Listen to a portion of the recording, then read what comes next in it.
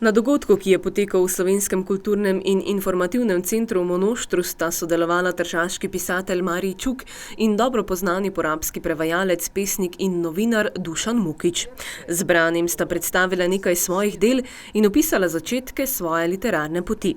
Na tej je Marij Čuk že dolgo. S pisateljstvom in z besedo, bom rekel tudi malce pretenciozno, z umetniško besedo, se tako rekoč ukvarjam od vedno. In lepo ste povedali, da je bil ta večer s Tržaške na eni strani in Porabja na drugi strani, tako da smo napravili velik skok čez celotno slovensko ozemlje, ga preskočili in s tem tudi dokazali, da na robu in obrobju tega prostora in tega ozemlja nastaja tudi marsikaj, kar je vredno, čemur je vredno prisluhniti in kar govori o usodi nekega naroda, ljudi, ki se trudijo, da bi ohranili sebe in s tem se trudijo, da bi ohranili tudi center slovenstva, središče. Jaz ne rad govorim o zamejcih, zamejstvu in tako naprej, ker te meje niso pomembne.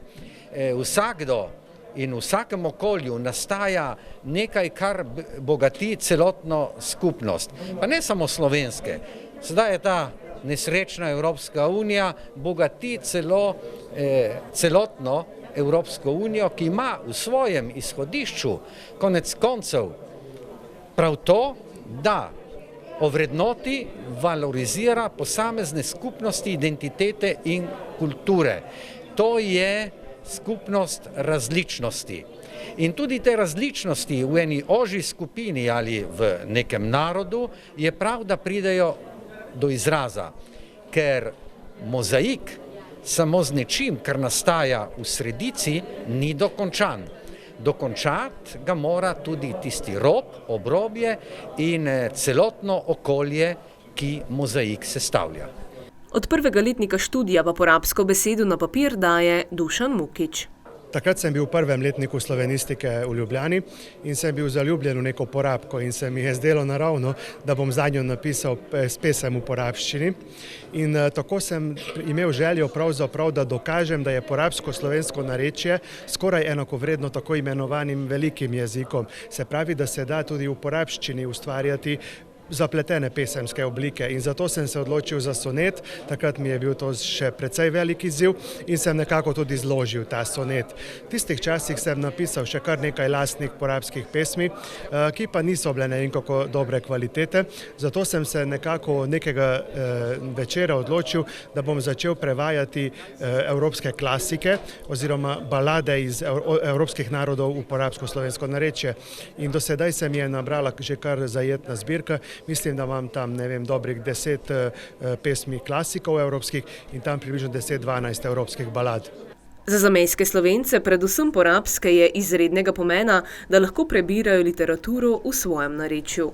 Za zamejske Slovence je zelo pomembno, da jim ponudimo štenje, kakor se knjižno pravi čtivo v maternem jeziku, saj je identifikacijski kod neke skupnosti pravzaprav njen materni jezik. Tako da to s tem, da pišemo za porabce v porabskem slovenskem narečju in redno lahko berejo prispevke v tem narečju, tako v časopisu Porabje ali v porabskem koledarju, da ne govorimo o romanih, ki so prevedeni v porabsko slovensko narečje, s tem jim dokažemo, da je tudi njihov jezik zmožen, da se v njem pove nekaj lepega, da ne govorimo niti o tem, da s tem v bistvu okrepimo njihovo narodnostno identiteto. Novinarskih prispevkov v Porabju lahko v domačem narečju rojaki čez mejo prebirajo kar nekaj. Večji manjko pa je moč začutiti na področju leposlovja. V dolgi prozi gre pravzaprav za 3 avtorje, o dramatiki lahko govorimo pri 2 avtorjih. Iskreno pa povem, da pesmi pišem pa edino sam trenutno v Porabju, tako da lahko rečemo, da bi bilo dobrodošlo, da bi se tudi kakšni mladi začeli ukvarjati s pisanjem poezije ali proze, za dramatiko ne bi rekel zaenkrat, pa da bi tako nekako razširili ta spekter porabske zamejske književnosti. Dušan Mukič, ki trenutno pripravlja svoj literarni prvenec, ki bo izšel konec leta, je zbranim prebral tudi svojo avtorsko balado z naslovom Mlakovski križ. To je pravzaprav edina moja umetna balada, ki je nisem prevedel, ampak sem sam napisal. Sem se pa tu naslonil na porabsko motiviko Črne mlake, ki je morda najbolj znana pripovedka v celotnem Porabju. Jaz sem tu tudi iskal meje svojega jezika, se pravi, kaj je to, kar lahko povem v porabščini, kaj je to, kar lahko izrazim v tem siromašnem narečju. In moram priznati, da sem prepričan, da je veliko lažje pisati epska besedila v porabščini, ko je neka zgodba, ko se pripoveduje, ko ni nekaj liričnega, ko razglabljamo o hrepenenju in o lepoti in o raznih abstraktnih stvarih. Tako moram reči, da sem zmeraj najraje prevajal in pisal epska dela. Na dogodku so predstavniki slavističnega društva Prekmurja, Prlekije in Porabja predstavili tudi razpis porabske litere, ki ga razpisujejo v sodelovanju z Zvezo Slovencev na Madžarskem. Namen razpisa je pravzaprav spodbuditi ustvarjanje, literarno ustvarjanje v Porabju.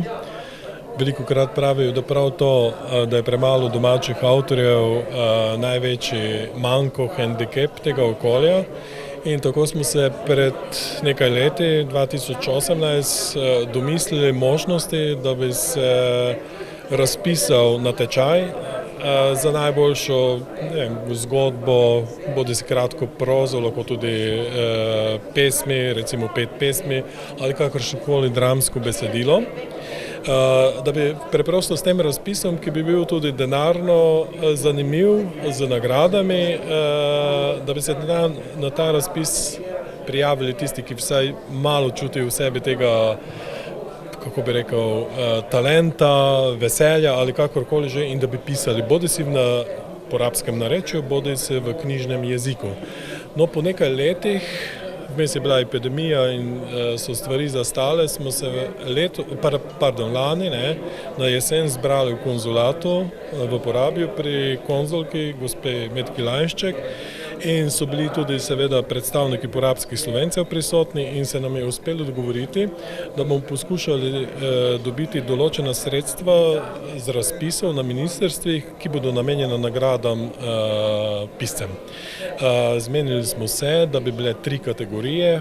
Prva, najmlajša kategorija osnovnošolcev, potem druga kategorija bi bili srednješolci in študenti in tretja kategorija bi bili odrasli. V vseh kategorijah so razpisane 3 nagrade za 3 najboljše prispevke, v najmlajši kategoriji tudi za mentorje. In ta razpis je objavljen v Porabju in bo trajal do konca septembra, ko se bodo zbrale komisije na slavističnem društvu Prekmurja, Prlekije in Porabja, ki bodo izbrale najboljše izdelke in potem bo decembra prireditev, na katerih bodo razglašeni najboljši prispevki in podeljene tudi nagrade. Seveda je namen, da bi to postalo tradicionalno, da bi trajalo vsaj nekaj let, morda celo desetletje in da bi potem vendarle dobili neke nove pisce v tem okolju, ki seveda najboljše poznajo tukajšnje življenje in bi o njem na ta način poročali tudi drugim. Dogodek, ki je potekal tudi v duhu svetovnega dneva maternega jezika, ki smo ga zaznamovali 21. februarja, je povezovala predsednica Zveze Slovencev na Madžarskem Andreja Kovač.